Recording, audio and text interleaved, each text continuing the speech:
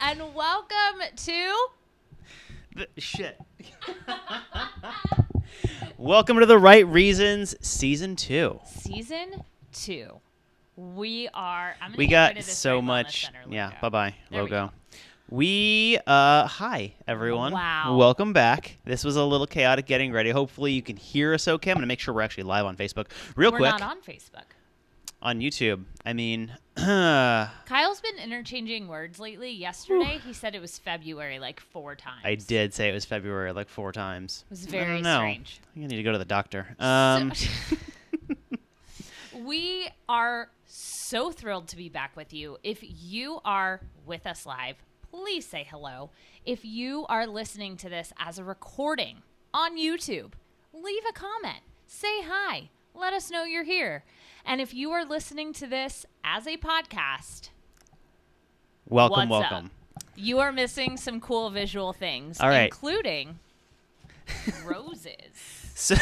So we have roses. Well, I say we have 28 to signify. I believe it's 28 men get through the first night. 28 hand-rolled red roses. Less. Is it less? I thought it was. We have 20. Okay, we're gonna get rid of them as they go. So that we can have a visual representation. And Kyle made these. Aren't they beautiful? I did. They are quite nice. So fun, quick story before we dive into our recap.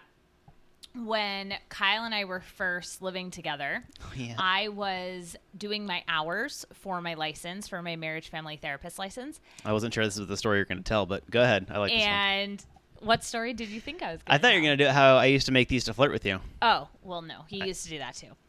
But what I was going to say is on Valentine's Day one year, we were both so broke. And I was an intern. I was waiting tables. Kyle was bartending. And we were commuting into San Francisco. It was like a whole thing.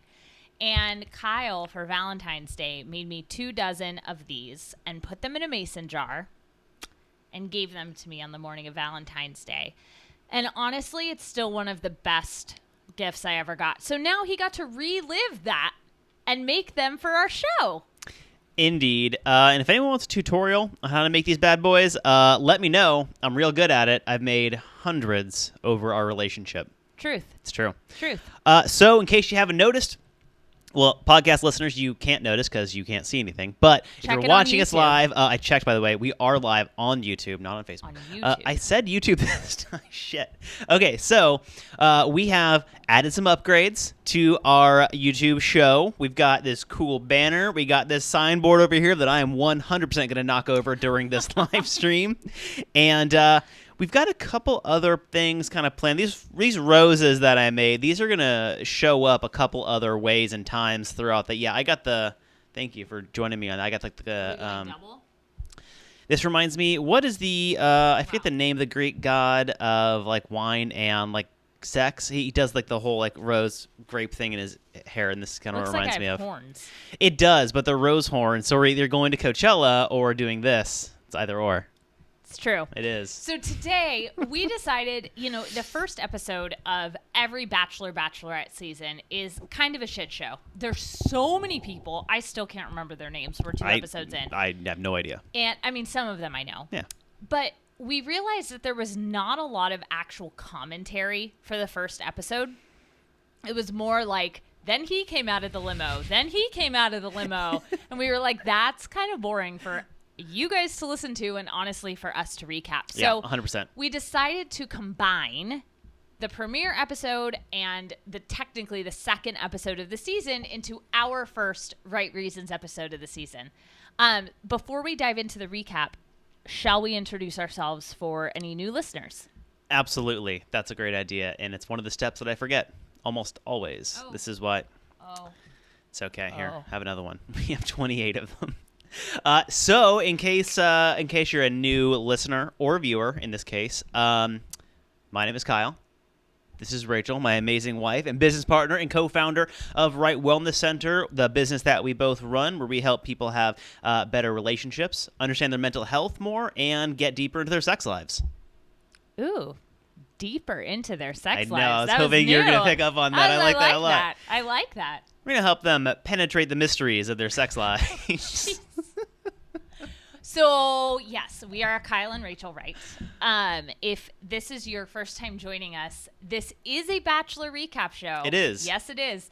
However, we come at it from a bit of a different perspective. Not only do we recap the show, but we also talk about things through the lens of psychology, healthy relationships, healthy sex, and really healthy mental health, which we all know is interesting on the show, right? It's contestants go through a psychological screening before they are allowed on the show, as well as a physical screening. However, I really do think that they purposely put some people on there that are not stable enough to handle it, because that is what ends up creating TV. Better TV, at least. Yeah. Well, better is I don't know if it's a word that I really believe in for this case. So we'll see. More we'll entertaining see. TV. But that is our angle. So that's kind of what makes us different from other Bachelor podcasts. Indeed. Let's get started. I'm actually really excited for this season because the first season that we did The Right Reasons for was Colton Underwood's season as The Bachelor, and that was fun. We had a lot of fun, at least. I think Colton did too. I think he did too. I'm excited for this season in particular, however, to do a Bachelorette season next, because a lot of the work that I do with men is helping them understand their masculinity and stop telling the same stories they were told when they were kids, because that's not the world we live in anymore. And this group of guys are really struggling with their masculinity in a lot of ways, because what we've seen so far, there's some very toxic masculinity happening. There's also some very confident and quiet it's really interesting. So I'm excited for this season from my own personal perspective of seeing kind of what dudes are like in the dating world on this reality show. Yeah, I think that that side's just not staying in. I think that we've already seen the difference in somebody who is comfortable in their skin as a man, right? We're talking about the men, so as a man. Talking about the dudes. Versus somebody who's not, and someone who's insecure. So with that, let's dive in. So let's kind of speed through the introductions, like the first episode. Yeah. So the first thing, do you mind if I go first? Go. So the thing that I noticed right away is the difference between, I don't know her last name. I realized that just now. I just know her as Hannah B from the. You should probably know her last name, right? What's her last name? Oh, she doesn't know her last name either. Whew! Thought I was dropping the ball there. So Hannah from Alabama is really how I know her. In Colton's season, she was awkward as fuck. She had a hard time getting her real personality out there. Her last name is Brown. Thank you, Hannah Brown. I did know that. Doesn't seem like her last name. Like it seems like a. Whatever. She seemed super awkward last season, and it kept coming up as she has a hard time putting herself out there, even though she's a pageant girl. But when you're a pageant girl, apparently you put a different version of yourself out there, maybe an alter ego. And this season, she's immediately different. She's way more comfortable in her skin. She's totally in control of the show. She's... so far so good. This is my kind of 2-episode all-at-once recap of her. She's doing a great job as the Bachelorette, and I'm fairly excited for the rest of the season because she's kind of showing up like 100%. Yeah, ready to go for the show boss. And given no quarter. That's my thing. It's interesting that you started with this, because one of my first notes is she said at the beginning, for the first time, I realized that I could be enough just being myself. That's a statement, man. I know. It's a fucking statement. Like, first of all, kudos for getting there, right? Yeah. Like, I think that for all of us, we go through times where we don't feel enough, and we feel like we have to be a certain way or say certain things or dress or whatever it is to fit in, quote unquote, right? And I think that perfectionism, while it definitely is not words today. Oh my gosh. Oh, are you about to say February? Be careful. I don't think that it's exclusive to one gender or another. I think that there are plenty of men who struggle with perfectionism. However, I do think that women, and I'm talking about cisgender specifically, I do think that cisgendered women get the short stick when it comes to expectations of perfectionism. Yeah, I could agree with that. I think that our culture is so appearance heavy, and it's a double standard, because in half of society it's like, don't wash your hair, go out in yoga pants and a tank top, who cares, show up as yourself 100%. And then at the same time, doing something like that, you get judged upon at the same time. It's a weird double standard. That's really interesting you went there, because I wasn't even thinking about appearance. Well, fair enough. I think perfectionism goes into... I was thinking about perfectionism in the way that Hannah's a pageant girl, so it's got to be like in her blood to be perfect 100% all the time, presenting as perfect as possible. Right, but that type of perfection is not what held her back from making a toast on her date with Colton. That's true. She wanted to say the right thing. She wanted to be the version of her that was quote-unquote perfect. And I think that if we look at that date, when she was on her date with Colton and could not make the toast, you guys all remember that.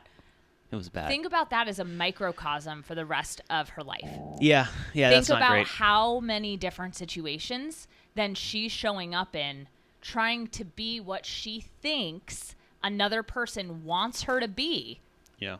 Rather than being her. Rather than just showing up as her. And I think that this is something that is not specific to pageant women. I think that this happens to everybody in varying degrees and can change throughout life. But to hear her say, for the first time I realized I could be enough being myself, I related to it. I think that probably women across America did. And just realizing the massive amount of consequences that come from that level of perfectionism. We saw it as her not being able to make a toast. Could you imagine the other areas in her life that the perfectionism is creating that analysis paralysis? I was going to say, I'm glad you said analysis paralysis, because it's like heavy amount of overthinking. It's like before she takes any action, she thinks through like every possible consequence and iteration. It's like... for those of you who are Marvel fans, when Doctor Strange is like, there's 14 million outcomes and only one where we win. I think that she's doing that same shit to herself. She's like, there's 14 million outcomes to this thing, the toast that I'm about to do. What happens if I don't do the right one? And I think that there is no right one. Well, yeah, obviously. But that's the whole point, right? Is that like in many situations, there can be a right choice. Right. But when it comes to being yourself, just being yourself is the right choice. Right. And even if that being of yourself is muddy and you drop things or make mistakes or whatever the issue is, that's still part of it. That's a good point. I like that. Right? Yeah. Okay. So that to me was the thing that stuck out the most in the first episode.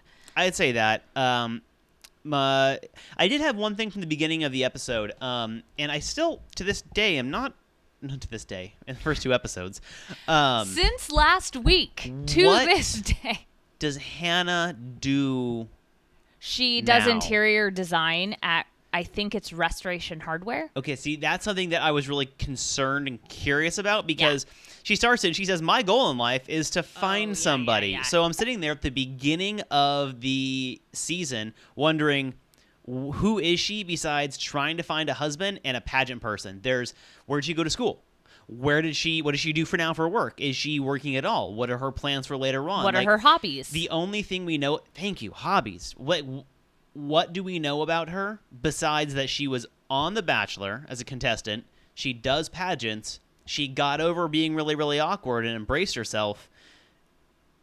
And like what? Something else. I thought that was really interesting that she's like, my goal in life is to find someone. It's a great short-term goal while you're on TV, but maybe say that. Well, no, but I don't even think it's a short-term goal. I think that many people, like I had a goal to find my person for years. Right, but that wasn't like your personality defining Correct, goal. But I was also not being edited on a TV show. You weren't on TV trying to find a husband. Correct. I mean, I could have been had things gone different ways. I'm glad you weren't. I don't think I would have made it psychologically through the process that is The Bachelor. No. All right. So the first episode, everyone keeps getting out of the vans or the limos in various aspects. They say Roll Tide a bunch. I think I counted like 12 times they say Roll Tide in the first episode, which is something. We don't need to go through all the guys. No, we don't. We can skip down to, let's talk about Demi and Katie being in the van and this guy with the girlfriend. Did anyone else get, what was it, MTV Room Raiders vibes from this? Anyone else? Because that's exactly what I thought. Like, oh, they're going to look in the top drawer. Oh my God, they're going to get the black light out. It was something else. There's some reality TV throwbacks. Okay, so I'm kind of okay with the whole thing, honestly. I was too. I mean, I struggle to really embrace public shaming of someone in general. I think that the public can be terrible, and like when you do things that are bad, like yes, I mean, you get criticism, you'll get bad response when you do things that aren't great in this world, but public shaming, it can get really out of hand. We can see how online bullying's really come around. When did they publicly shame someone? Well, I mean, it's on television, and so that in turn is the public. Who did they shame? Well, that's what I'm getting to. Oh. Is that I think there's a fine line to draw between like pointing out something bad that someone's done on national television, and like that conversation can get out of hand. But I think the way this was handled was good, although vague. Someone told Demi something the night of the show, like, okay. But I think it was handled pretty well. I think that they walked the fine line between pointing out something bad someone had done on national television and like brutalizing that person. Does that make sense? Kinda. I hate this term, but I'm going to play devil's advocate here. Ooh, let's do it. Guy goes on a show. What was his name? Scott? Yeah, Scott. Was it? Oh, yeah. Guy goes on a show. Can't do that one anymore. That is to find love. Now, we know many people have ulterior motives. You mean they don't go there for? The right reason. That's the only reason we got that. We could just point to it. So, guy goes on show. Okay. Guys on show. Ending of show is engagement, theoretically. In theory. Okay? Guy leads on girl and tells her, don't worry, I'm going to go on this show. You hang around while I take up the spot of somebody else who could want to go on to actually be with Hannah. He made a choice. 100%. And that choice was called out. I don't think he was shamed as a person. I don't think he was shamed for something that he could not control. I think that he made choices. Those choices were made public. And he even admitted to it. Yeah. So I don't think that there was any shaming happening. But that's what I'm saying, is that they did a great job showing that this guy, like, blowing up his spot on television without, like, showing his Instagram handle, without going in depth on the thing, showing the messages Demi was getting. Yeah. They could easily have gone all in on just outing this guy's Facebook account, his Twitter, his social, all the stuff could have been it could be bad. You know how terrible the internet can be, especially Bachelor Nation gets really worked up quickly. I mean, you know that somebody was already like, oh yeah, no, posting. he's probably getting a ton of shit. It's not hard to find anybody, but they didn't do it on the show, which I respect. And I appreciate that they kind of vague booked a little about how Demi found out. And, you know, whatever. She wants to be on camera, so it all worked out. Honestly, Demi's the biggest 180 for me, like, ever in the Bachelor franchise. I'm pretty sure that there's an episode of our show from Colton's season where I'm like, I don't like her. I mean, I was, like, going off about Demi. Thing. And full on 360, 180. No, 180. Well, 360 is right back to where you started. Yeah, so and then a 180. I would say I did a full 540, which is the 360, where I was like, Demi's awesome. Then she came around, and I'm like, I still don't like her. And then now I'm back around one more time halfway, so now I'm kind of, all right, she's fine. I like her a lot. I respect the shit out of her. I think she's a really good friend. I think that the way that she shows up for her friends is fantastic, especially when you've grown up with a mom that has drug issues, that has been in prison for other things. Like, as far as someone goes who's on a previous season and wants to stay in the Bachelor franchise, she's doing it in a good way. Oh, Does that make 100%. sense? Yeah. So this actually brings me to the next thing I wanted to talk about, which is very briefly this interaction between Hannah and Scott. So Hannah confronts Scott about what Demi told her. Like a badass, too. And a lot of times the word confrontation can be seen as negative, right? The word itself, the definition, does not have a negative connotation. We as a culture have put a negative meaning and energy around confrontation. It's really just a conversation. That's it. Yeah. Hannah confronts Scott assertively. She does not confront him aggressively. And that is why I loved this conversation. Yeah. She was so assertive about what she knew. She asked questions. She was direct, assertive. But she at no point was aggressive. And I gotta say, I may have been aggressive had I found that out on my first night. So kudos to Hannah. Oh, yeah. Scott crumbled. Got that. Crumbled. Like that flustery, like, what? I mean, if you... Didn't go well. Oh. She wasn't having it. That was amazing. I mean, amazing. Kudos, Hannah, communication skills on fucking point. Yeah, no, she on point. Is doing a really good job. So something that I liked about her from both episodes we're recapping is she is feeling her feelings, which is a big improvement from last time we saw her. And she's expressing that she's feeling her feelings, too. There's a moment later on where she's, like, in tears, but she's like, no, I'm really happy, though. And everyone's like, okay, you're not crying. But that's confusing because usually everyone's like, oh, no, something was wrong. And they even talked about the guys were like, I thought something was wrong, and now she's happy. This is great. So she's doing a really, really good job showing up. I wrote a few notes for the guys coming out, but nothing's particularly important. The only other thing that I know I wanted to hit on while you kind of scan through is I wrote down about 5 different times, which I don't reread my notes until we're going through live with you guys so that it actually is like reliving it. I wrote down a few times, I do not like this bro from Jacksonville turned good boy. And who I'm talking about is Luke. Yeah, I don't like him either. Luke is the one that got the first impression rose. I believe he lives not in Jacksonville anymore. Is he in Alabama? Georgia? I believe it's Gainesville, Alabama. Let me look. Okay. He's somewhere else now, but he's from Jacksonville. Something about him gives me the heebie fucking jeebies. So, anybody else? Does anyone else get the heebie jeebies from this guy? I do. Thanks, babe. I wouldn't. I wouldn't. Yeah, Gainesville, Georgia. Okay. So he lives in Georgia now, but he's from Jacksonville. Okay. Something about him just doesn't sit right with me. Ooh, I hate his biography. I'm just going to toss that out. Oh, no. Okay, so here's my issue with him. Ready? His story, combined with his biography here, is just a little ridiculous. His intro package where he talks about, he's basically like, the ladies loved me and I loved them back. He's beating around the bush from saying, I banged a lot of girls in college. Right. And then, just say that. It's fine. Then say that. It's normal. You're out there experiencing life.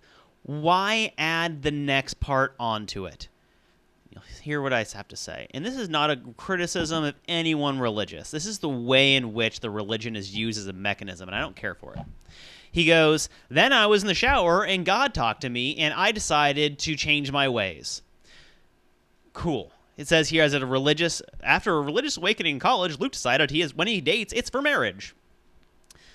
If you want to change the way you're doing things, that's fine. Just say, I made the choice to do things differently. I didn't like how I was being emotionally distant in all of my relationships, and they are purely physical, and I realized that didn't work, so I wanted to do this. Even if it's a religious thing, and you're like, one day I was praying, and I realized that the way that I was showing up didn't work, and it was out of alignment with my beliefs or whatever. The fact that he makes it sound like God showed up in the shower and was like, now you're this. Change it. I mean, come on.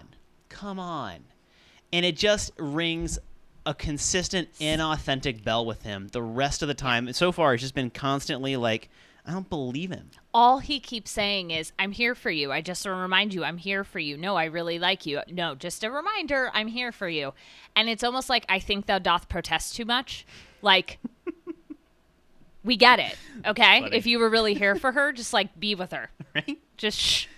Right? Yeah, I predict the villain edit. We'll see. Anyway. Yeah, which, whatever. Okay, so my last thing is that she did not get to talk to everybody because of the drama with Scott, and I thought that was really stupid.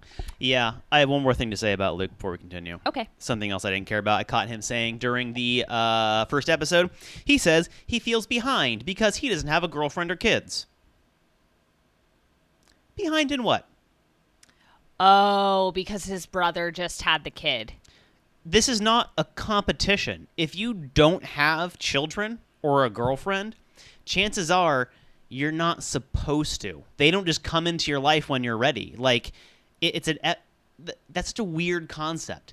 Behind, people have children and get married at all ages almost at this point. Medical technology has been amazing in helping that out. Like, what are you behind in? From my perspective, you're behind in your thought process about yourself. Okay, so let's hand out roses for night 1, and then we'll move into night 2. Who are we handing them to? I don't know. You guys. Okay, wait, hold on. You are have we the going list. through? Shit, I do. Okay. Demi and Scott get. Okay. Elimination time. Mike gets this one. How? Let's just name them. All right. So Mike gets one. I'm putting this back in my ear. Mike gets This is Mike. Okay. Connor S. Matthew. Connor J. Jed. Dustin. Joey. Devin. Peter. Dylan. Mateo. Jonathan. Tyler C. I can do the next group. Nope, I got it. Okay. Tyler C. Tyler G. It's confusing. Okay. Can they stop casting people with the same fucking names? Dude, there are so many duplicates this season. It's really hard to track. Inappropriate. How beautiful are these, by the way? If you're listening to the podcast, please log on to YouTube just to see these flowers. I'll start next episode with the tutorial on how to make those. What did I say last? Tyler G? Yeah. Okay. Darren, Luke S, Garrett, Grant, Kevin, and John is... I want to say his full name. John Paul Jones. It bothers me. I've been abbreviating him as JPJ just because it makes my head a little easier. So Wait, shit. Here are our guys left. Wait. Oh, Mike. Yeah. Okay, so let's toss. Wait. Toss them out.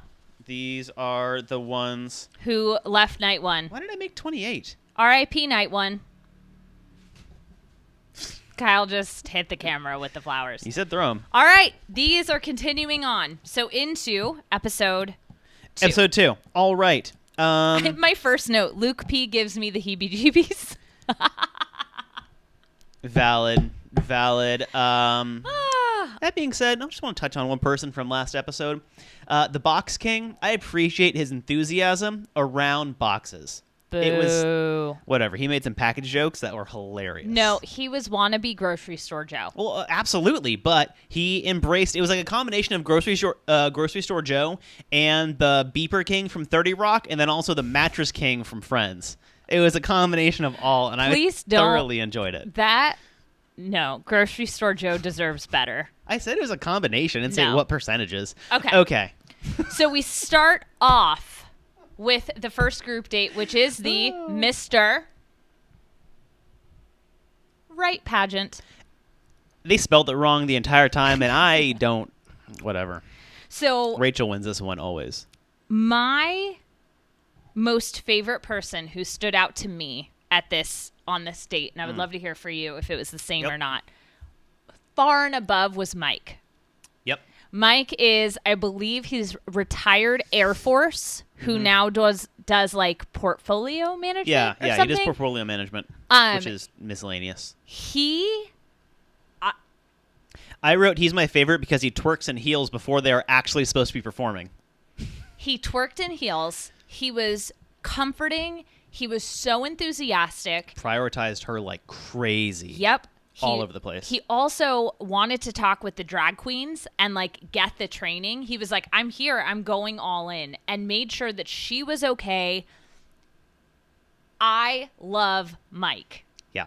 I also really appreciate this date because based on the traditional people who go on the show, they tend to come from a southern state. They tend to be very Christian, traditional values.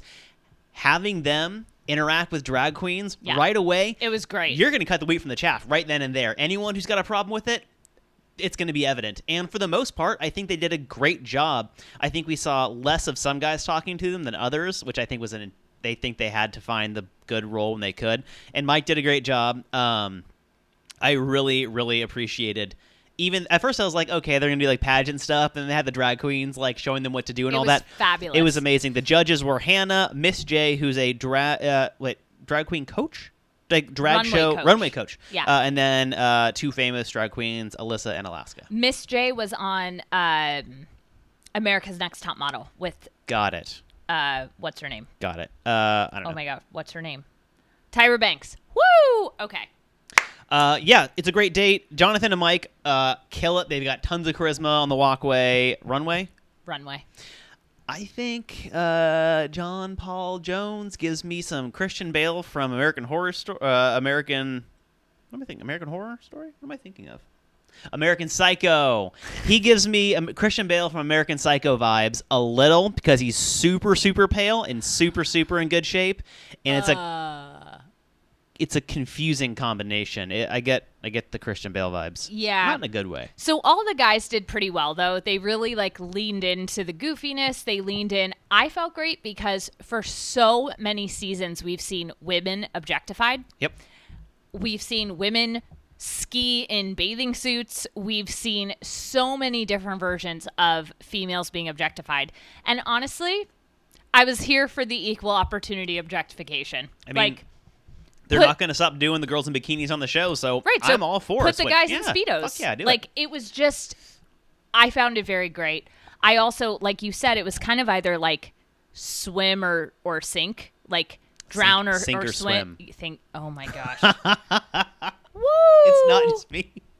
Sink or swim, because in this environment, they were either going to lean into it or not. And they all really did. Yep. The one person who I did not like, I know what you're going to say. is Luke P.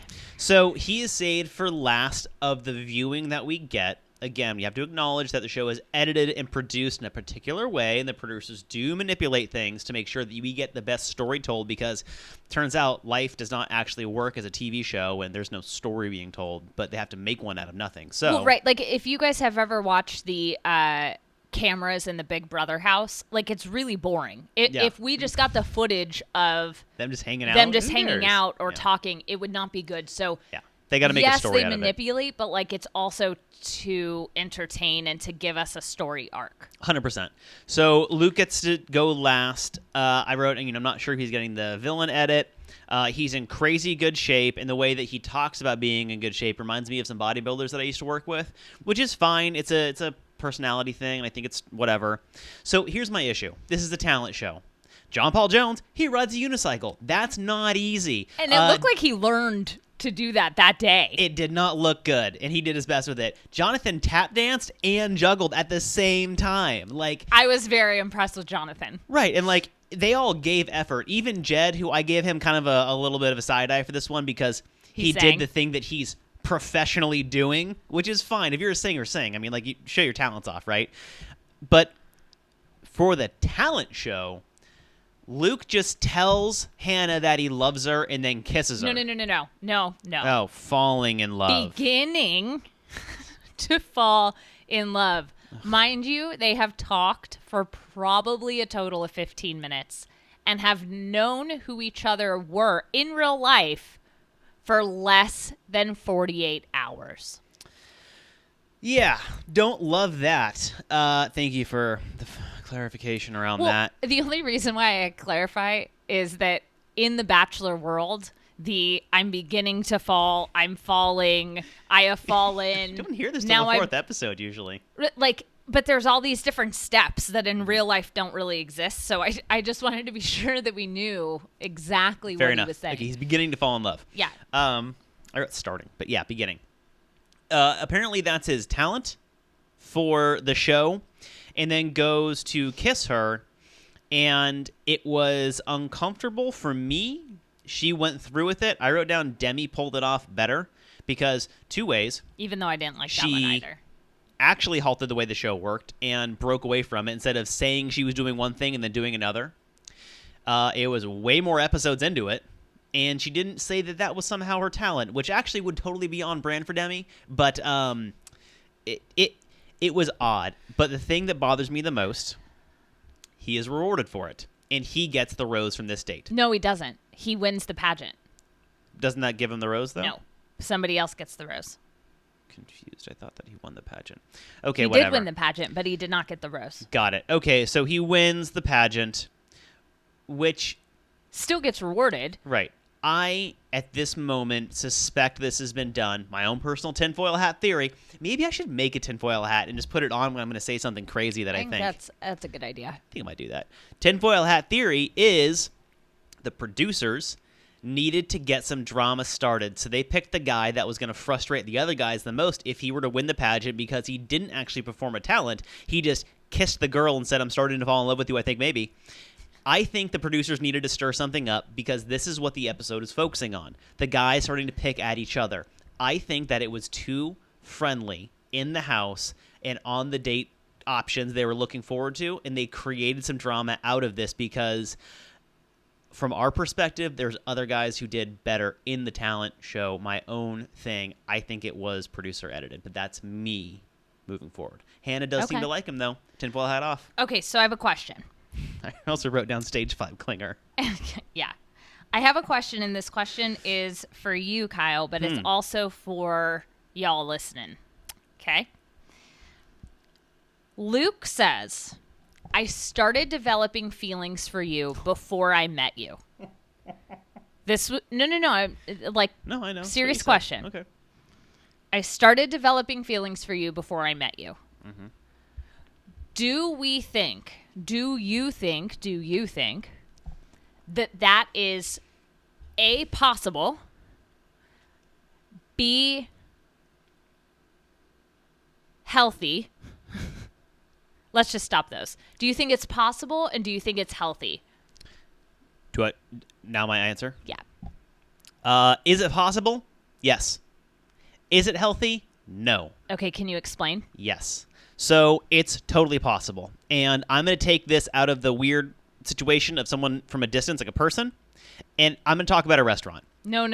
You want to talk about people? Correct. This is about I started developing feelings for this other human being as a human being before I met you. So, yes, I think it's possible, but I think that it alludes to a larger problem. My restaurant metaphor, by the way, was going to be really good. Being what? Starting to develop feelings for somebody before you actually know them. No, what is the problem? The problem is that you don't actually know them. You can appreciate the way that... So let's think about everything that they could possibly see from a distance without actually interacting, right? He could love the way that she looks, the way that she talks, the things she says, her little inflections, the things she does in life. All of that is something that you can admire completely from a distance when the person has been on TV, right?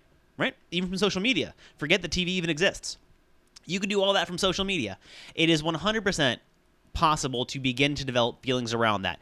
But the caveat to that is the person who's developing the feelings needs to understand the difference between a crush or an appreciation for the way someone is and actual feelings. Because the way someone shows up on your TV or on your phone, social media, your computer, or whatever, from a distance, you can't actually know who that person is. So being able to starting to have those feelings and develop them, that shows in my opinion, a severe lack of critical thinking and foresight, because you can appreciate everything you want from a distance, but without knowing what they're like, it'd be almost impossible for me as a person to develop actual feelings. So what you're saying is it's not possible.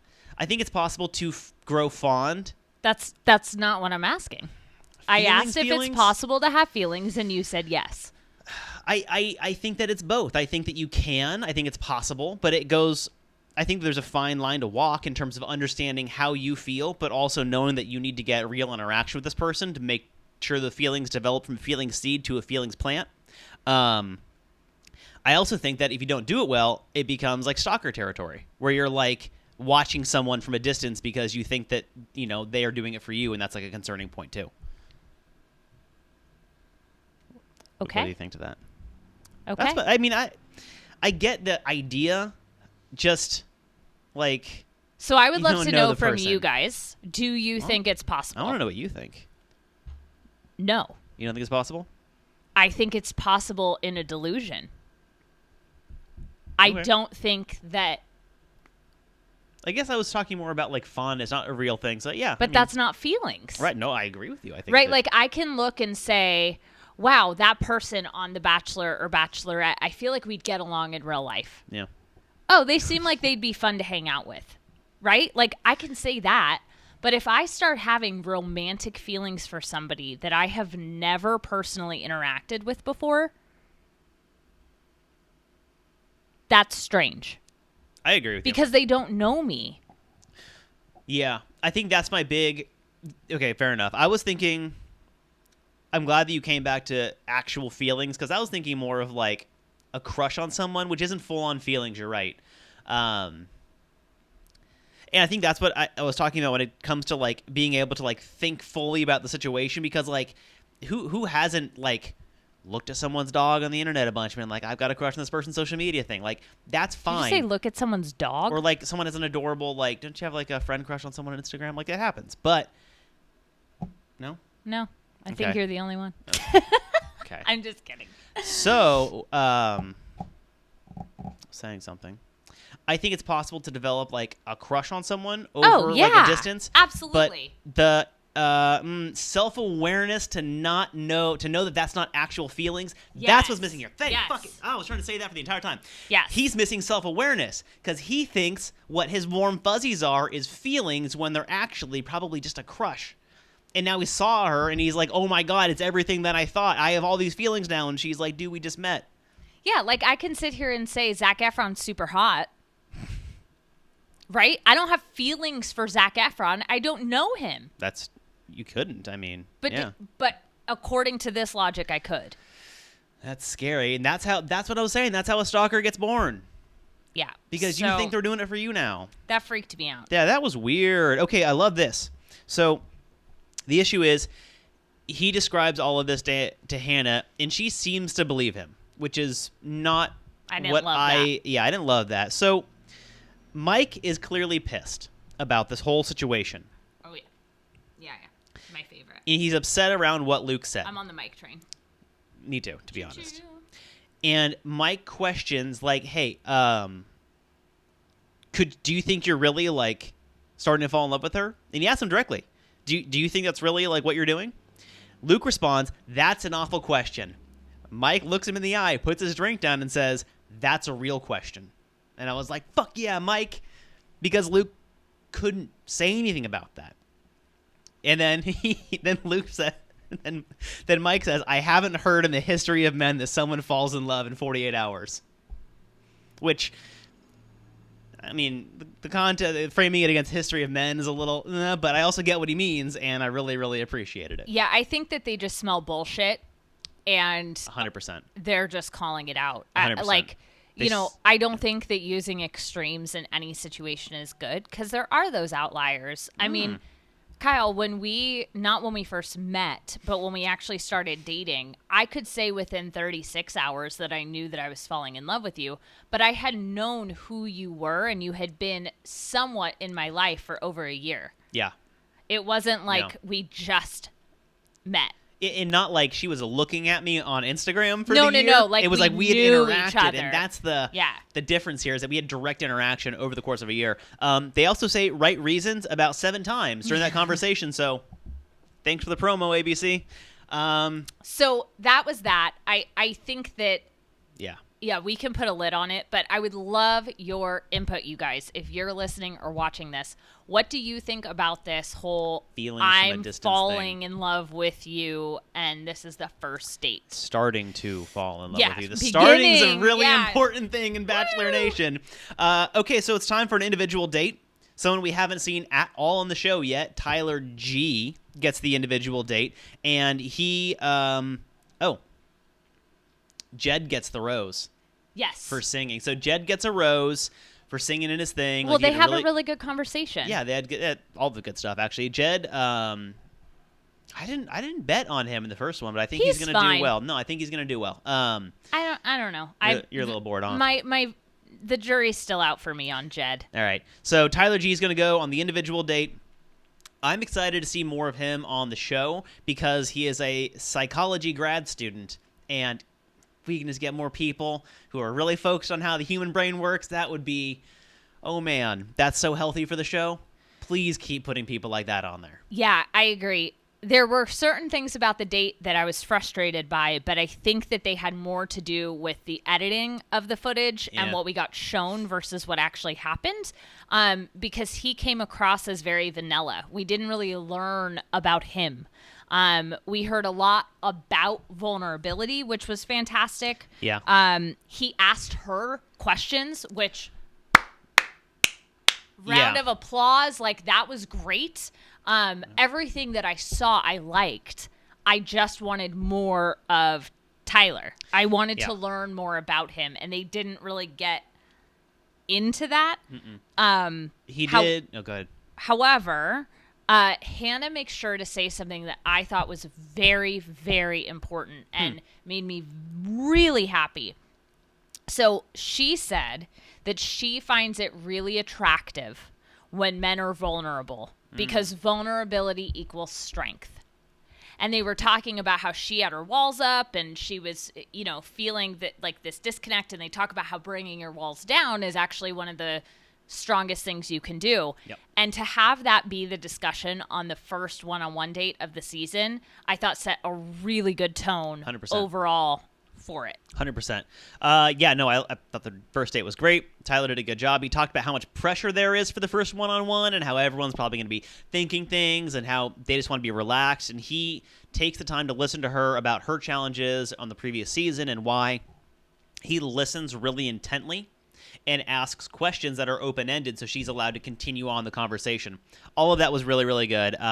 However, he did say this is how fairy tales start, which I have a personal grievance with because if you read like the origins of all fairy tales, it's usually like murder and death and all these horrible things. Like real fairy tales do not have, it is not the Disney version of things. Like go back and read fairy tales, they are a nightmare. Okay, but we know what he's saying. I know what he means. Also, but, the Bachelorette and Bachelor, it does make it feel like you're in a fairy tale. Right. So it's like something I with the fireworks going off. He says a guy is supposed to be strong, cool, and collected, but that's no way to go through life. He says, I don't like to be this way. I thought he was like, read my brain. And he finishes up. Well, he asks her this is another issue that I have with her. I need Hannah to come out of her shell a little more and start laying out some life goals. Because he asks her, what is she looking for in life? Oh, yeah. And she says she likes that, first of all, so that's an RE answer. She says she wants to be a mom and have a career, and that's it. Not a very specific one, and just being a mom seems to be one, which is fine. It's not a lot. Like, give us a little more. Like, a career doing what? How many kids? I know you want a family. Where do you want to, like, throw some ideas out there, set some goals. Again, like, what are your hobbies? Like, what? Right. And she said that she wants to, like, be positive in the world, like, raise a good family and all that. And then he summarizes it with a really, really great sentence. It's towards the end of the day. What's the point of all of this if you can't make the world a little better? Bravo. 100%. And this is why I wanted more from him, because everything that came out of his mouth, I was like, yes, Tyler, yes. And then, like, there was not a lot about him other than that. So hopefully we'll get more. Agreed. And then that brings us to the group date, which I would have hated being on. However, it was really fun to watch. So this was a roller derby date, and essentially at the beginning, they just, go around. Then they actually had a competition. There's really nothing to talk about the actual date. It was just kind of like entertaining and seeing the guys' personalities. Yeah. However, then we get to the cocktail piece of it. She and Dustin, the guy with the nose ring, have a really interesting connection. At first, I was like, he just doesn't seem like her type. Feel it, yeah. And then they like made out, and then he ends up getting the group date rose. Yeah, I was surprised. It took me so off guard. I was there must have been something we didn't see on the group date that he did, or an interaction with her. Something, yeah. Yeah. Then the next conversation is with someone who I also really like, which is Peter. He's the airline pilot from a major airline, which obviously they can't say on air. I like his energy. He seems very similar to her. Does that make sense? So he actually reminded me, you did not watch JoJo's season, but you know who this person is. He reminds me of Wells on JoJo's season because he kind of just looks like your everyday dude who somehow ended up on The Bachelor with like a bunch of ripped guys. And he's not really sure how he got there, but he's excited. Like, I don't know if he's ripped. I haven't seen him with his shirt off. I have no idea. But like, just the way that he presents and the way his energy is not that of like the typical Bachelorette contestant. And there's something very endearing and sweet. Yeah, they seem quite similar, actually. Yeah, it's similar energies. And plus, I haven't met an airline pilot who's not super confident because he's an airline pilot. So that but does he's not like the little... douchey... No. Yeah, it was interesting. He does make some pretty entertaining aviation jokes, which I can appreciate because who wouldn't want to make fun of their own careers? So then we get to Cam, who barges in on the date. Yeah. It's like, I don't want to talk about him. Because it's just toxic masculinity 101. It's just all I want, no consideration, because if I'm not doing the thing that gets me ahead, then I'm not a man. He says something along the lines of, bullshit. When he knows what he wants, he doesn't care about the circumstance, he's going to go get it. What if that thing is money? Or like... No, but like, this is the issue... for straight women. There is zero consideration in that statement for what Hannah wants.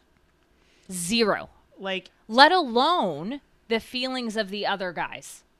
Well, yeah, I mean, the guys were not stoked on that, but I wouldn't have been either. Like, I'm a tenacious guy. When I see something that I like, I do everything that I can to make sure that I like go after it because I want something and I'm going to go after what I like. Right. Why does it have to be on no matter what the circumstance? I'll just step on everyone's toes and I don't care and blah. Like, if she doesn't give you a rose at some point, are you going to like attack another guy and take his rose? Like, what? Where's the line here? That's what's the money thing. Like, if nothing stands between you and money, you're going to rob a bank? Like, right. Are you going to resort to crime because it's the fastest way to get money? Like, I don't... That concept of going after whatever you want, that can be a great trait as long as you acknowledge that other people are going to interact with you on the way and you don't want to disrespect. And that you're going to affect them. 100%. Being assertive and tenacious can be great things as long as you're empathetic to those around you while you're doing it and understand why they're there and what your interaction with them is going to mean. Quote of the episode. At 53 minutes. Fuck yeah. So that's all the time that I personally want to give to Cam. Yeah, the rest of the episode, he just keeps getting screen time because they need to make a villain out of him, and that's pretty much it. That's most of it. He has a weird interaction with Tyler C. that I want to address really quickly around masculine stuff. Here's what's really, really odd. So Cam did some shit that no one liked, right? Cool. That happens. And about 4 of the guys from the group date that he interrupts go up to him one-on-one to talk about it. And I can think that he was doing like a little ITM thing. The producers kept like walking each guy out in the most dramatic way possible. I get it. It's a TV show. And each guy actually does a really good job talking to him. He's like, hey, I didn't like that. I thought it was really, really disrespectful to everybody, including her and me and the other guys. And Cam kept doing the same thing. He just repeated like, well, I don't care, blah, blah, blah. I'm going to do my own thing. All of them did that. I think it's great. They represented themselves on an individual basis. They talked about how they're disrespecting Hannah by doing that, all of this stuff. But Tyler C goes one step too far, in my opinion, where he does all that, and then later on, he's like, I was just ready to grab him by his jacket and just like, throw him in the bus. Oh, I didn't hear that. And so the way the guys, including Tyler C., handled conversation with Cam is great. They talked about how they were feeling, how Cam's actions hurt them, how it was disrespectful to Hannah. All of that was great. Why go back to that traditional masculine violence thing at the end? Because if you were going to do what you said, then do it. Grab the guy and throw him. If that's who you say you are on camera and that's what you want to do it. But instead, you acted really, really well. You did a really good thing. And then later on, you're like, yeah, I just wanted to fuck that guy up. Doesn't make sense. Just say, it was awesome to be able to go confront him and tell him that I didn't like what he was doing. Because if you're going to be a violent person, go do that. That's your prerogative. But don't act away and then say another thing later on. It's that traditional, like, puffing your chest out, ooh, I'm tough thing. The tougher thing to do is to not get violent in that situation. Because Tyler C's huge. He could have folded that guy in half and thrown him in the bus. But he didn't. He acted really, really polite. He's like, it seems like you're this. I don't like it. Let's just see if we can move on. But then falling back later on at that traditional shit, it doesn't do well for your image, doesn't do well for other men, and it keeps people in the mindset that guys are physically aggressive all the time, and it doesn't do us any favors. It's a nightmare.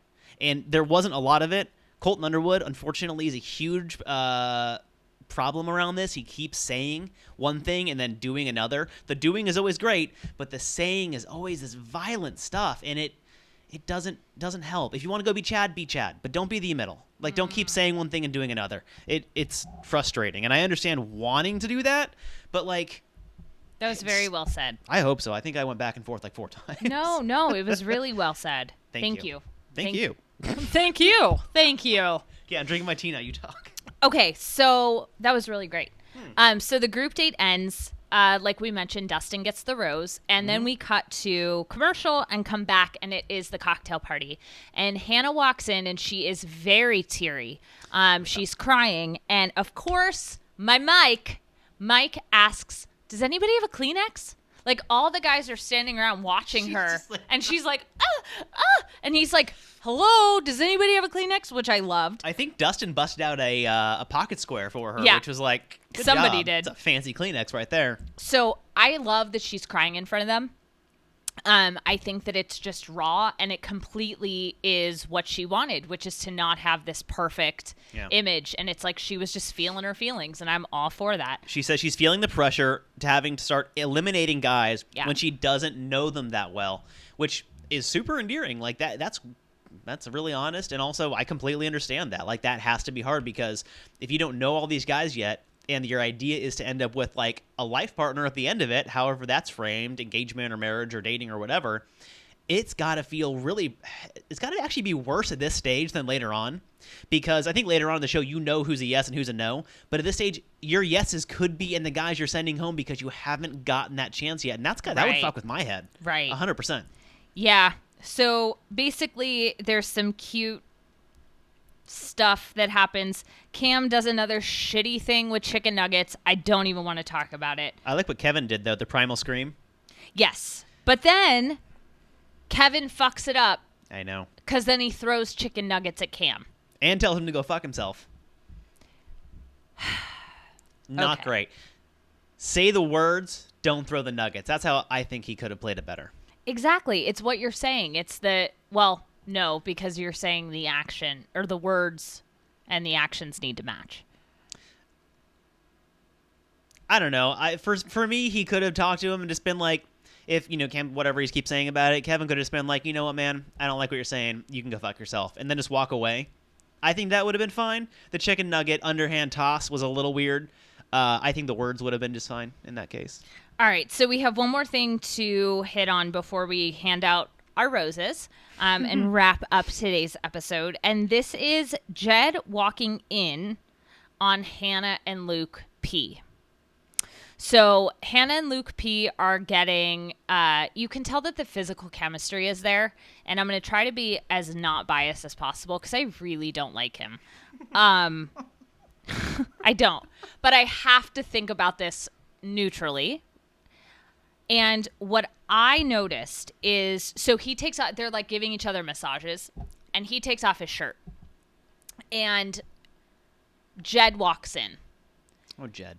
And Hannah has a reaction that is indicative of deeper shame around sex and intimacy. Yeah. She gets very uncomfortable and she starts like hitting her forehead. Yeah, like stupid. Kind of like this, why did I do this? Why did I do this? Because you were turned on. And it was sad to watch in the sense of Jed was not upset. In fact, later on, when they talk, he says, look, insecurity hasn't served me well at all. Like, there are other guys here. I'm not upset. Yeah. But she was shaming herself. And she did not do anything wrong. As much as I don't like Luke, and as much as, you know, you can say, like, keep your clothes on at a cocktail party, whatever. Had that been Mike, I probably would have been like, yeah. So probably. Hannah did not do anything wrong, and yet she was shaming herself for it. And so I'm very interested to see how the narrative around intimacy and pure just like sexual attraction plays out on this episode. Or in this season. Me too, especially because in the trailer package we saw for like the rest of the season, like, you won't believe what happens in this season of The Bachelorette. It's my Chris Harrison voice. That was good, babe. It's not far off. We saw her talking to someone where she's like, I have had sex before marriage. Yeah. And it's like, okay, that's probably a good thing if you're on this show. All right, ready to hand out roses? Yeah, I realized why we have an incorrect amount of roses here. When we grabbed the first ones from the first round, we were not taking into account the guys who already had the roses. Because I think three of them already had roses. So I didn't write down who already had the roses in this thing, but let's just tell you who gets roses in the ceremony. So Jed got the one on the group date, and so did Dustin, and then Tyler got his one-on-one. So those are the three. Okay, there you go. Okay, ready? Ready. I'll hold them this time. You hold those. I got this. Cool. Tyler C. You got them all? Yeah, okay. You can group them together. Tyler C, Garrett, Devin, Connor S, Luke P, Dylan, Luke S, Mike, Peter, Kevin, Jonathan, what? I got it. Joey, Mateo, JPJ, Grant, and Cam. There we go. Now this one, that's it. See, okay. It's cooler if you throw it like this. There we go. So these are our 16 men left. Our 16 delicate flowers. 16 delicate roses. So next week, what can we expect? We also forgot the end of the episode. I don't even want to talk about it. You have to. Okay, go for it. Okay. I don't want to talk about it. I don't want to talk about it either. I know, here we are. I know. Here we are. So here we are. Hannah's doing her wrap-up ITM in the moment interview, and guess who surprises her and interrupts the thing? It's Luke, and they make out. And she's like, hey, it doesn't really seem like you can have these feelings right away. Are you sure? And he's like, I'm so sure. And she goes, okay. And then they make out. Good. That was a good summary. We can move on now. So For real. The preview next week looks like Luke and Cam start to implode. And I really, really hope that is what happens. Because I will feel so good.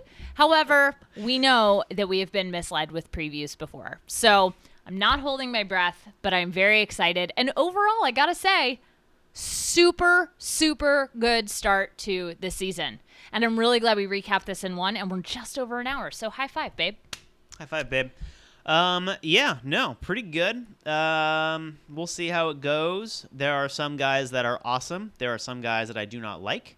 I think that Hannah's doing a good job. For the most part, yeah. You know, so far, better than Colton. Oh, yeah. Way better. Way. So if you guys... You got any takeaways? No. Oh, If okay. there's anything that you guys want us to hit on or talk about that we didn't, Yeah. please let us know. If you were listening to this on YouTube or watching this on YouTube, be sure to give this video a like and a comment. It helps other people who watch The Bachelor find this video. Indeed. And if you are listening to the podcast, Thank you. thank you. Well, for both, thank you. Obviously. Please be sure to leave a rating and a review, and also make sure that you're subscribed. When we do bonus episodes, like last season, we had Heather Martin on and we had Elise on. Those came out at random times. So if you're not subscribed to the YouTube channel or to the podcast, you're not going to know when those come out. And if there are contestants that you keep seeing that you're like, you guys got to talk to this person, let us know, and we will do our best to track them down and make sure we get their interviews on this show. Absolutely. So let us know. Share this on social media. You can find us on Instagram at The Right Reasons. It's actually on the little... Here. This can be the thumbnail, for the video. Wait, hold it. Ready? 1, Yeah, I got it. 2, 3. What? Oh, are we... Oh. Whatever. Okay, 1. No, wait, are we doing it? Yeah, Okay. 1, 2, 3. I don't like that. Okay. Okay. How Well, embarrassing was that, you guys? I'm embarrassed for us both. So at and The Right all of Reasons, you can find us Instagram and Facebook. That's all I got. That's all I got too. See you in episode 2 of this, 3 of the actual show. Yeah, we'll see you next week. That's confusing. All right. Bye. Bye-bye.